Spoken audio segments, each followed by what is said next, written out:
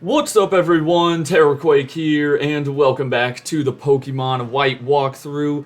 In the last episode, we arrived here in Nimbasa City and did a ton of things because there's just a ton of things going on in this city.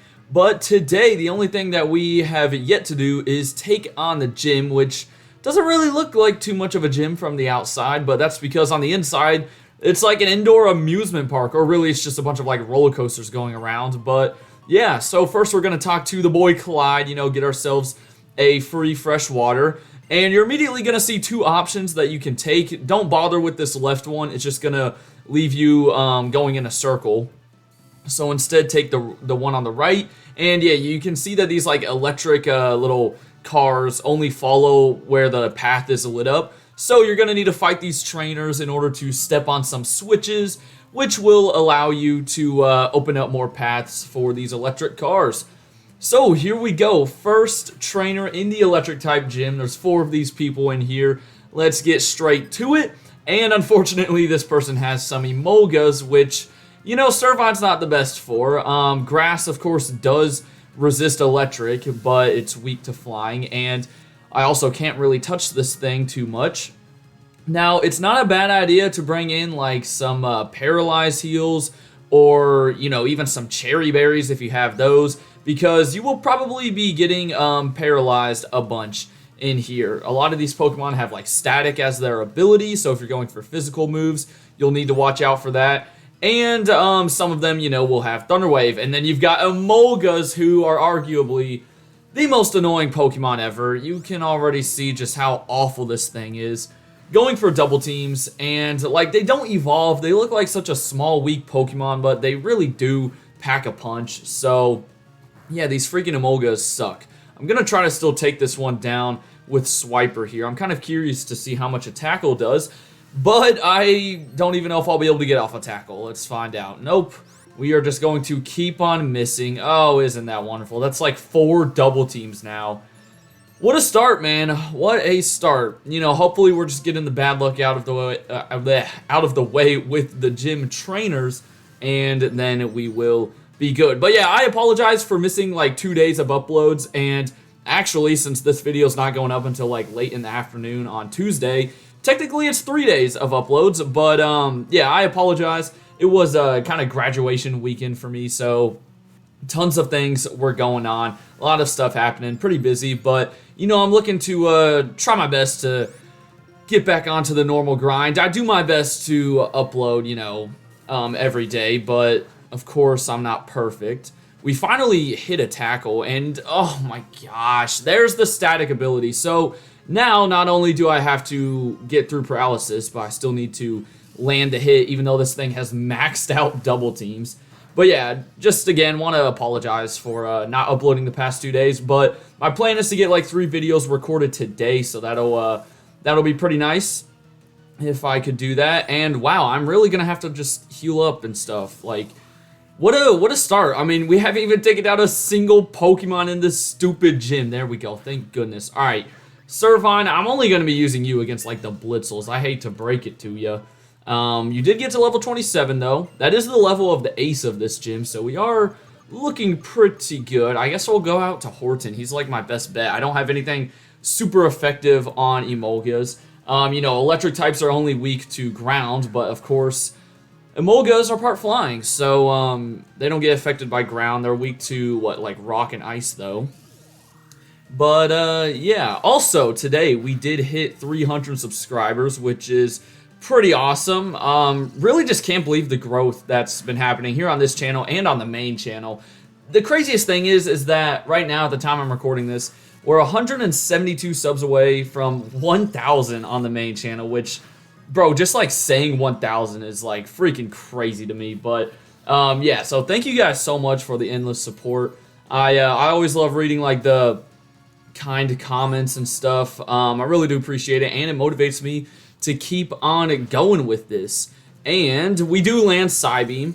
I think I stocked up on healing items at the end of the last video, but I actually don't know because it's been so long. So hopefully I did. If I didn't, it's not the biggest deal in the world. But I definitely need to... Actually, you know what? For the next couple of battles, we're literally just going to be using Drillbur, so never mind. I don't need to heal just yet. But you're going to see here we can step on that switch, and that kind of lights up the pathway in a different direction. And then we can move on to the next platform. I can't really tell what's below us. Like, is that just the abyss? Or is there, like, another floor below us if, like, I don't know, the cart malfunctions and you go flying off the track? But yeah, this place probably isn't safe. I mean, you're in that little small cart, but you'll see, like, towards the end, you go in, like, a loop-de-loop and stuff, and there's just no way that'd be safe. Anyways, here's Blitzel. Literally, you'll see Blitzels and Emolgas in here. You'll also see a Zubstrika in the gym battle, but other than that, those are the only 3 mons you will see. So, get used to seeing those Pokemon. Luckily for the Blitzels, they're only plain electric type, so yeah, Dig is going to destroy them. Monty gets to level 27. Any ground type is, you know, gonna have a good time in here. Of course, ground types that you can get up to this point, obviously, I have Drillbur. Roggenrola, I know it's just a plain rock type. Oh, also, yeah, this guy's gonna, like, jump scare you out of the cart. He's the next trainer. But yeah, Roggenrola, or I guess by now you'd probably have a Boldore, but it's a plain rock type. However, I know it gets access to, like, I think Mud Slap, and then you can probably teach it Dig or something.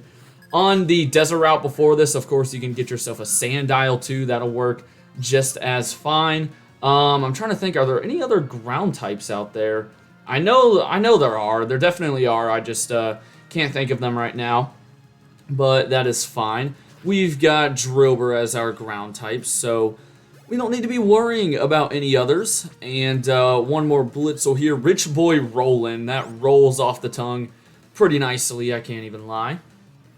And yeah, then we only have one more gym trainer left, and unfortunately, they are going to have another freaking Emolga, which I'm not really looking forward to, but hopefully it'll go fine.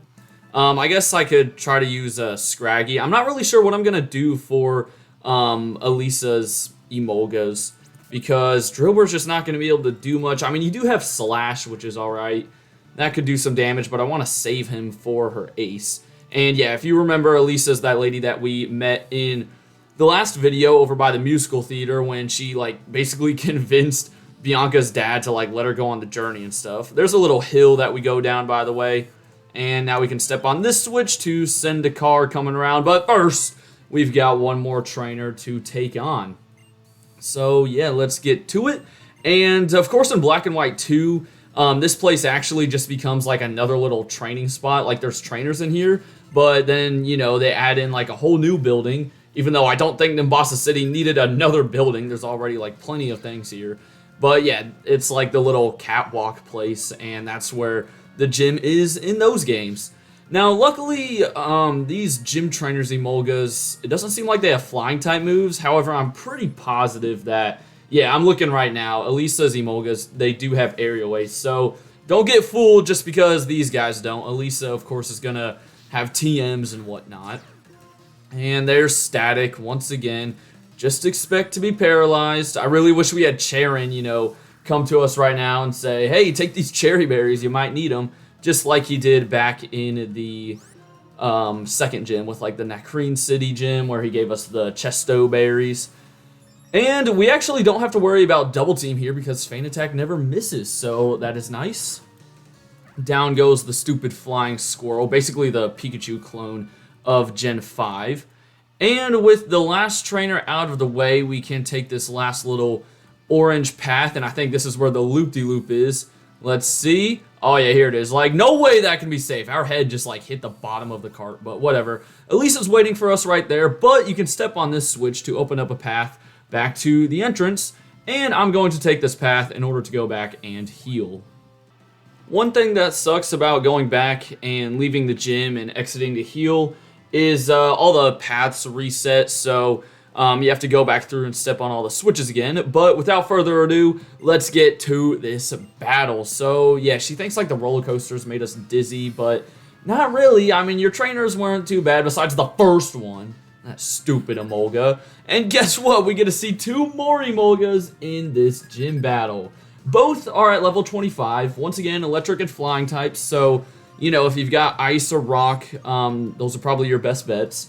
they both know Volt Switch, Aerial Ace, Pursuit, and Quick Attack. Now, Volt Switch is going to be the move that she uses the most, and basically what that's going to do is hit you for a pretty solid chunk of damage, and then she'll switch out automatically to one of her other 2 Pokemon.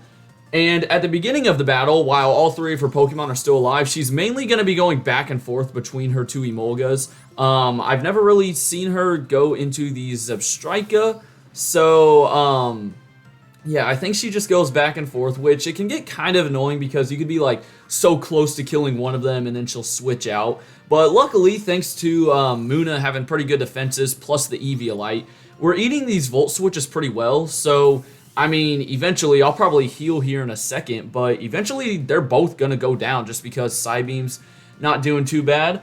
I was thinking about maybe going for Hypnosis and just trying to, like, put some of her mons to sleep because, you know, that would completely... Oh, there's a crit! Let's go, Horton! But, yeah, that would completely, like, negate Volt Switch. But after I saw Psybeam do that much damage, I figured we were fine.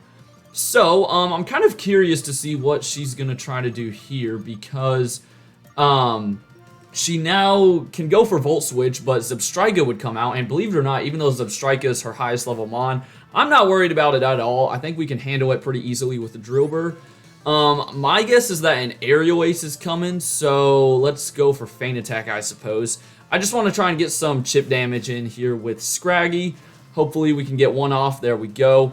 And this should take you down to yellow, right? Oh, perfect. That's actually perfect. Oh, but you got a Hyper Potion. Dang it. Okay. What I'm going to do instead then after this turn is... Yeah, that Feint Attack's doing more than I thought. But I'm going to fully heal Munna. Get you back to full health. And, well, I used a Super Potion, so, like, almost full health. And then I'm expecting the Volt Switch to come into play once we send Munna back out. So, I could, well, no, even if I went it, no, you know what, let's try Drillbur. I was really debating there for a second, but I figured you won't be able to switch because Volt Switch doesn't hit us, and we do have Slash, which I think could do a solid chunk of damage, and then Aerial Ace we take pretty well. You already used one Hyper Potion, one more Slash is going to take you down, so I think we're chilling for this battle, honestly. We'll probably heal up Monty in just a second, but yeah, there we go. Down goes Emolga. So that leaves Elisa's Ace, the Zebstrika. We get to level 28, by the way.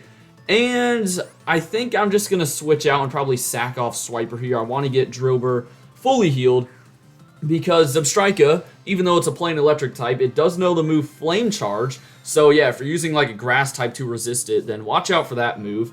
Other than that, it has Spark, Volt Switch, and Quick Attack. So, yeah, all it can hit Drillbur with is Quick Attack and Flame Charge, both of which we should take pretty well. And I'm thinking it'll take 2 digs to knock out. Ooh, wait, maybe 1, because we are about to get a hit off here with Servine, unless she crits us, which, knowing my luck, I would not even be surprised. Okay, there we go. You can boost your speed all you want. You were going to outspeed, like, any of my team members anyways. Leaf Tornado. Oh, yeah, we're definitely killing with 1 dig. Let's go. Okay, that's nice. That is very nice. We won't really have to worry about healing Drillbur any longer. Also, going back to the Emolgas, it's pretty nice that, unlike the gym trainers, they don't know double team, so you don't have to worry about missing all of the freaking time. But, yeah, 1 more dig will knock out this Zebstrika.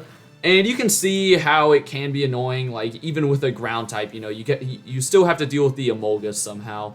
So, just keep that in mind. But there we go, we took out Elesa, and that is 4 gym badges down. We are already halfway through the Pokemon League, and it's only part 15 of the walkthrough.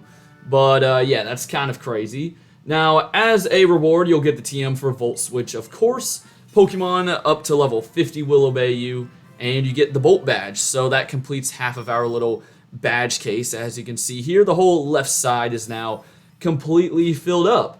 So that is just about going to wrap it up for this video. The gym really didn't take as long as I thought it would. Could have been even quicker if we didn't have to deal with that first Emolga. But yeah, Elisa's going to mention that Driftvale City is up next for the next gym location. However, in tomorrow's video, we're going to be checking out that optional route to the right of Nimbasa City, as well as Route 5, which will then lead us to Driftville. So we still have a little ways to go. But for now, I hope you guys enjoyed. Have a great rest of your day, and until next time, deuces.